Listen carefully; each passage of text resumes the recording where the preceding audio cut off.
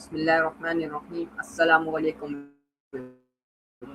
My name is Abdullah Malik and I am a foundation level student at Rehan School, Islamabad, Bhairagaon campus. Today I am doing AI session with Maya AI on the topic of what's the matter. So let's start. Hello Maya, can you hear me? Yeah, I can hear you perfectly. What does the word matter mean in everyday language? Might be having a bit of audio trouble on your end, though. You basically mean, why should I care about this? Or it's not important. It's usually used when someone is questioning the significance of something, often because they think it won't make a difference or is too small to worry about.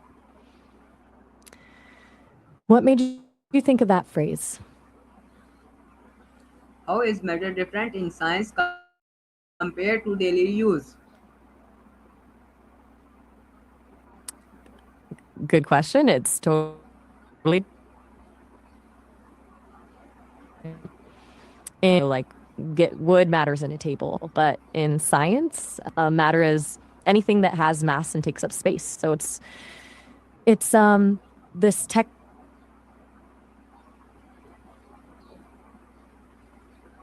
What are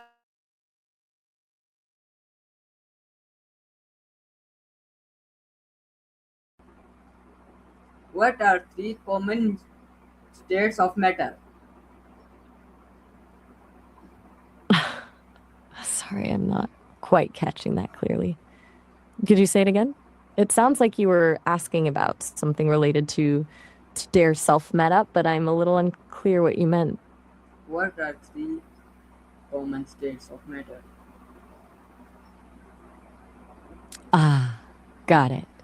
You want to know about the three common states of matter: solid, liquid, and gas. Does that sound right? I was having trouble with the audio for a bit there. Can matter change its form? How?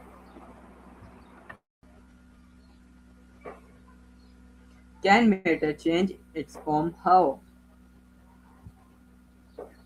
You're asking how matter changes between solid, liquid, and gas, right? That Yeah. happens because of temperature. Heat adds energy to the matter, and that causes the molecules to move faster. When it gets hot enough, a solid melts into a liquid. If you heat the liquid even more, it turns into a gas. And the opposite happens if you cool it down. So heat and cooling make matter change its form. Does that make sense? Why is matter important in our lives? Oh, where do I even start? Pretty much everything in our lives is matter. The air we breathe is matter. The food we eat is matter. Our bodies are matter. Understanding matter helps us understand how things work around us, why ice melts, why water boils, why buildings stay standing. It's fundamental to how we solve all sorts of problems, from medicine to engineering. Basically, it's the building block of, well, everything. What are atoms made of? Okay, this is getting into some interesting territory. Um, as they were, are made of even smaller particles, protons,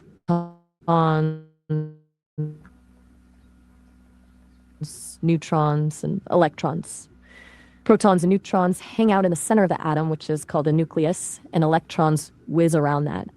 Protons have a positive charge, neutrons have no charge, and electrons have a negative charge. It's like these tiny electric building blocks that make up everything around us. Sound wild? How do atoms combine to form substance? Atoms link up with each other through something called chemical bonds. It's like they're holding hands. Different atoms like to bond in different ways. When atoms join together, they form molecules, and molecules create different substances with different properties. For example, two hydrogen atoms and one oxygen atom form a water molecule. That's what makes water. So, atoms linking up is kind of what creates everything we know. What is the difference between mass and weight? Good question. They feel related, but they're actually different things. Mass is basically how much stuff something is made of. It's constant, no matter where you are. Weight, on the other hand, is how strong gravity is pulling on that mass. So your mass stays the same if you go to the moon, but your weight would be lighter because the moon's gravity is weaker. Does that click? Can we see all types of matter? Why or why not? No, we can't see all types of matter, and that's kind of mind blowing when you think about it. Our eyes can only detect certain wavelengths of light, so we can see things that reflect that light. But there's a whole bunch of matter that doesn't interact with light or emits different wavelengths we can't see, like radio waves or X rays. Plus, there's dark matter, which What is an example of matter we cannot see? all. Science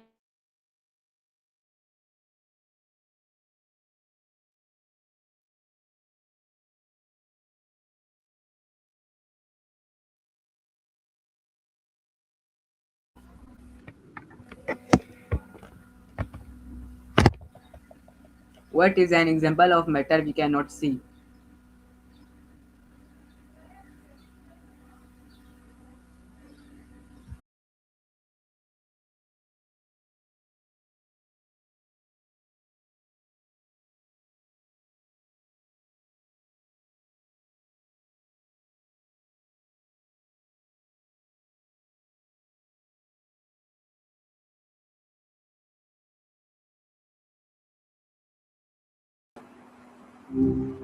small, or we can't detect them with our eyes because of how light interacts with them.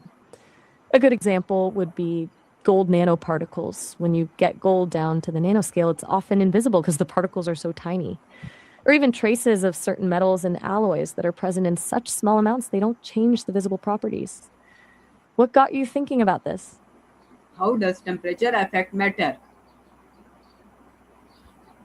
So, temperature really is all about how much the tiny particles that make up matter are moving.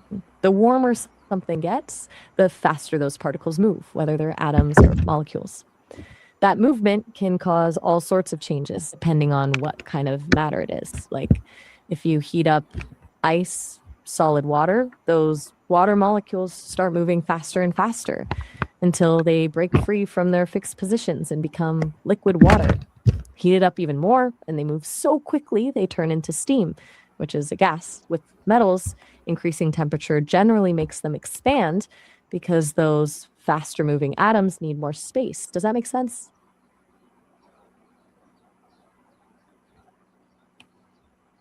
What is the smallest unit of matter? The smallest unit of metal is a single atom. But atoms themselves are actually made of even smaller particles like protons, neutrons, and electrons. Those are the fundamental building blocks. But when we're talking about what actually behaves like metal and gives it its properties like conductivity, that's at the atomic level. Each metal atom has its own number of protons, neutrons, and electrons that determine its characteristics. What made you curious about the smallest unit? How do solids, liquid, and gases behave differently? Okay, so imagine matter is tiny particles like building blocks. In solids, these particles are packed tightly together and don't move much. That's why solids have a definite shape and volume, like your phone or table. Liquids have those particles more spread out and moving around. They slide over each other. So liquids take the shape of their container, but have you zooming all over the place with lots of space between them. They fill up whatever space they're in and don't have a fixed shape or volume like air.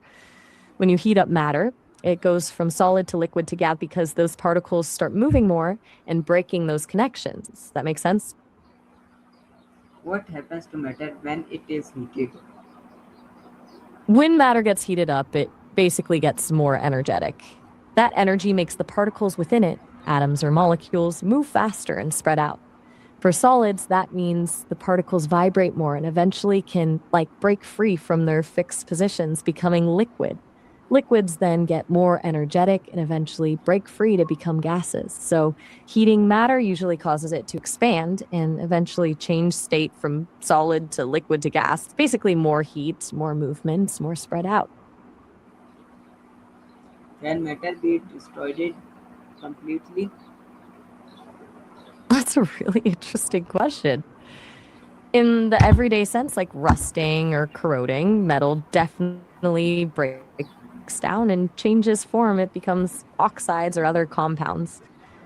But at the atomic level, those atoms don't just disappear, they're still there, just combined differently. However, in extreme situations like a nuclear reaction or a supernova where immense energy is involved, you can actually break atoms themselves down into their constituent protons, neutrons, and electrons, effectively destroying the metal's specific identity. But that's pretty much the only way to truly destroy matter entirely, breaking down the very atoms themselves. Most of the time, it's just transforming into something different. What is the role of molecules in matter? Molecules are like the fundamental building blocks for most of the matter we experience. Think of it like this: atoms are the letters of the alphabet, but molecules are words made from those letters. Atoms bond together to form molecules, and those molecules decide what the matter actually is and how it behaves. For example, water is made of H2O molecules, two hydrogen atoms and one oxygen atom bonded together. Those molecules then create all the properties we see, like water being a liquid. So basically, molecules determine how matter interacts with itself, how it changes state, how it reacts with other matter, pretty much everything. They're the magic behind all the stuff around us. How do chemical reactions change matter? Chemical reactions are basically a rearranging game with molecules. When you have a chemical reaction, molecules get broken apart and then reassemble into different molecules. Take burning wood, for example. The wood molecules react with oxygen in the air, break apart, and rearrange to create carbon dioxide, water, heat, and light. So you start with wood and oxygen, but you end up with entirely new substances. That's a change in matter. They don't disappear, but their structure changes, which dramatically affects properties like color, texture, and even states like solid to liquid or gas. Why is density and why does not it matter? I'm having trouble understanding what you were trying to say with why is density and pi does not.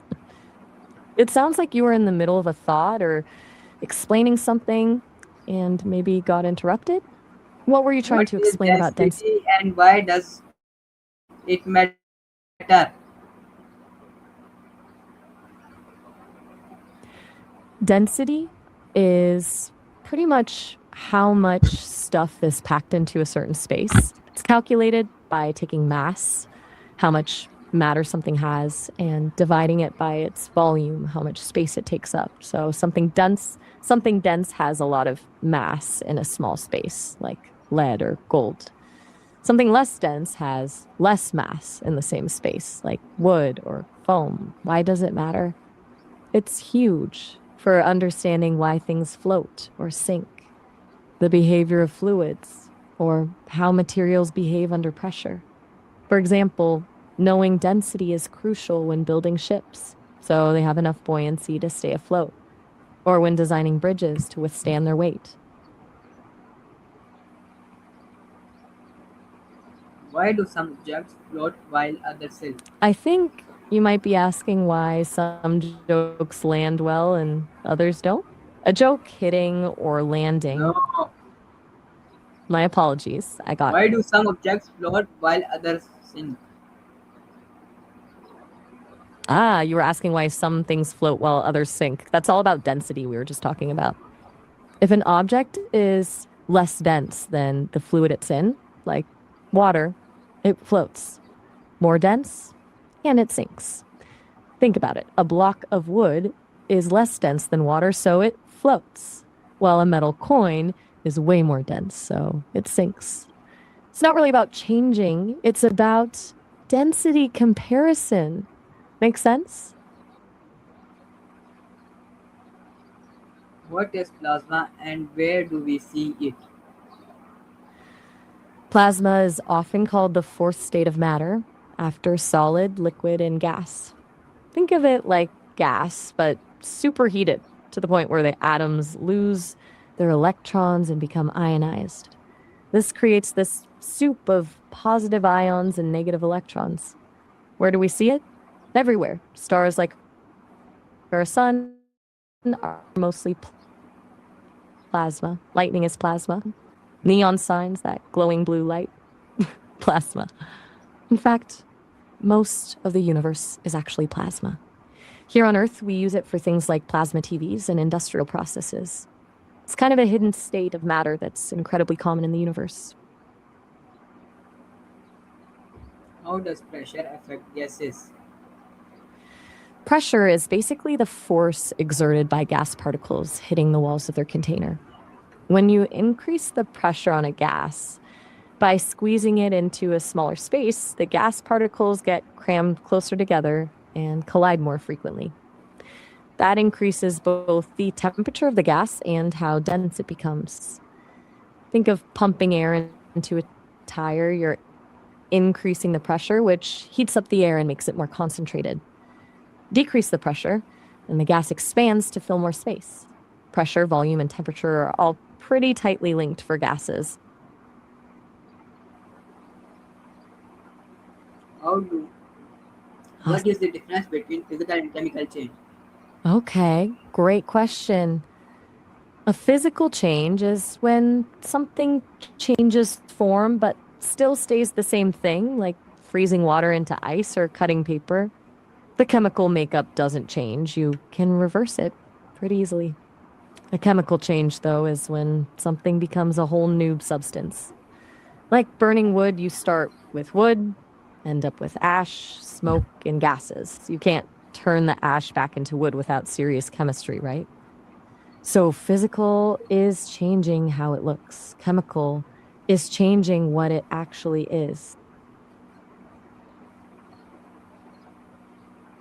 How do scientists study matter? Scientists study matter in so many different ways.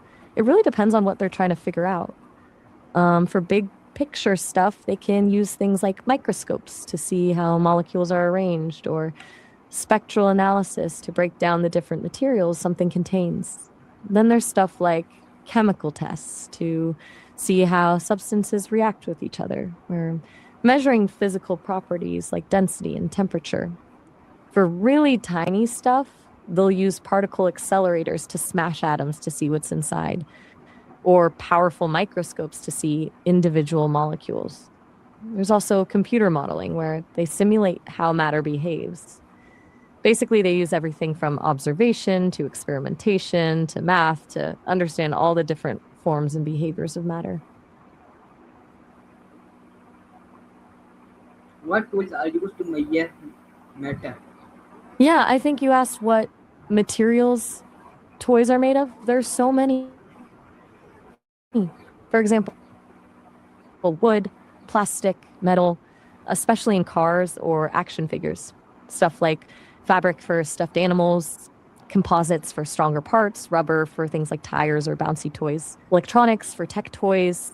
And then you've got stuff like glass for marbles, cardboard for puzzles, and board games. It really depends on the type of toy, but it's usually a mix of materials for durability and playability. Did I get that right, or were you asking something else entirely? What tools are used to measure matter? What tools are used depends a lot on what you're trying to do with matter. Do you mean what tools scientists use to study it? Or what No, tools are used I to make mean, toys we were just talking about? what tools are Or used to maybe measure something matter? else entirely? I'm a little unsure. Could you clarify what tools you mean? What tools are used to measure matter? To measure matter, scientists have lots of cool tools. For mass, how much stuff there is, you have scales and balances. To measure volume, how much space it takes up, you could use graduated cylinders or rulers to calculate it if it's regular shaped. For temperature, Density is measured with something called a hydrometer, or by combining mass and volume measurements. They use microscopes for things too small to see with the naked eye, thermometers for temperature, spectroscopes to analyze chemical compositions, and pressure gauges for well, pressure. It really depends what property of matter you're trying to measure, but those are some of the main ones.